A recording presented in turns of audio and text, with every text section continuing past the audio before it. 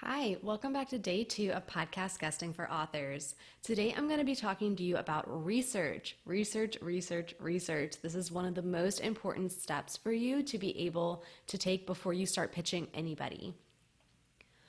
So I wish I could tell you that you could just go out there and shoot off a random email, cross your fingers, and maybe that would be enough, that something would stick.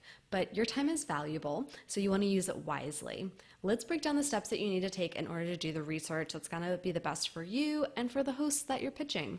The first step is that you want to take some time to think about the keywords and buzzwords around your message. We know that you're an author, so you can include in your research any podcast about authors, writing, books, publishing, traditional publishing, self-publishing, indie publishing. You get the idea. Then you layer on some other details. Let's say you're from Philadelphia, Pennsylvania. You can look for local podcasts in your city, county, state. And then you want to think about other aspects of your identity. Search for podcasts that want to interview people from your background. This could be your ethnicity, your age, your gender, whether you're a mom or a dad, your religion, any LGBTQ plus affiliation. So start to think about those things where, somebody wants to talk to mom entrepreneurs or mom authors or moms with their own businesses. Well, you write books, so that's your business. So that's one way you can start to just reframe things and think, oh, okay, that's a whole group of podcasts I can go out and reach out to. But you also want to remember to keep this within reason. So maybe you were raised Catholic, but you don't practice, and your book has nothing to do with your faith or really any faith. Then it might be a stretch to apply to those related podcasts. But if you practice and that faith is in your book, then that may be something that you could go and pitch, and that would make sense. So just remember, keep it within reason. Don't be, pulling at straws here. You want to make sure that there's a clear connection or affinity. So beyond who you are, you also want to look for podcasts about what you do. Many authors I know have day jobs. Some are doctors and have been on medical podcasts talking about how they balance their careers and their love of writing. So that's one way that they were able to leverage that profession.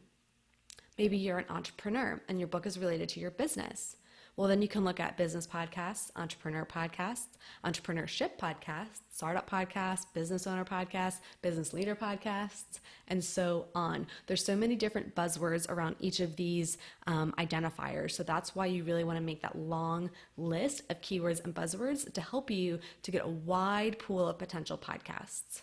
So as you're doing your research and you're looking at all of these different podcasts based on these keywords and buzzwords, you want to be saving the links to each of these podcasts in a Google Sheet or Excel document, and you want to group them by these categories, so location, affinity groups, profession, etc.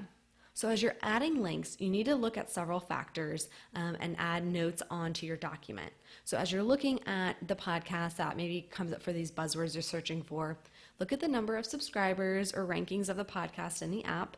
You want to know their reach. So bigger podcasts will be tougher to land because they have a larger reach. More people are pitching them, harder to get onto. The smaller ones may be easier, but in general, you want to pitch a wide array of small, medium, and large reach podcasts, right? So it's almost like when you apply to college, right? You have your safety school, your reach, and then your, super big dream school because it's harder to get into. So just kind of think of it that way where you want to have a wide base of different podcasts.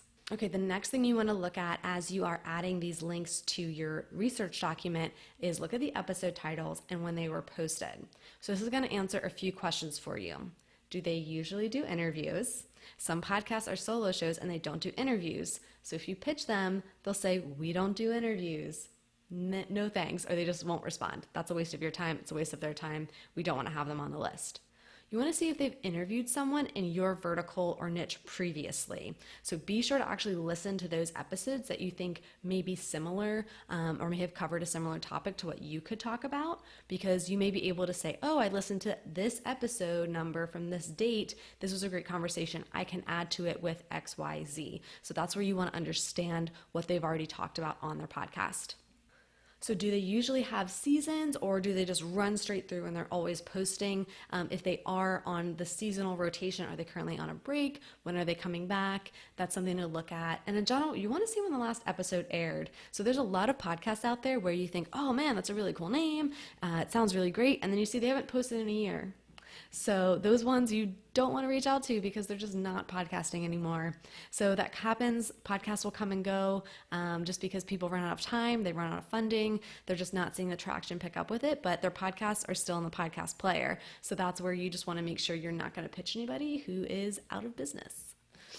Okay, and the other thing that I really want you to pay attention to as you're adding these links to your document and you're making these other notes is look for the name of the host or co-hosts and the style of podcast. Is it long form? Is it short form?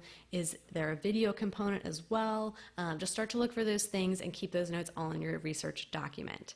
So all of this research is going to help you to craft your pitch. You'll start to notice patterns in the podcast that you're finding. So you may start with a list of 100 podcasts, but you'll be able to whittle those down pretty quickly if they don't do interviews, if they haven't published a podcast in a while, if you don't match their exact criteria. Some podcasts are very niche, which is great for the listeners, but be sure not to pitch these podcasts that you're not a fit for. It's a bad look. Just don't do it.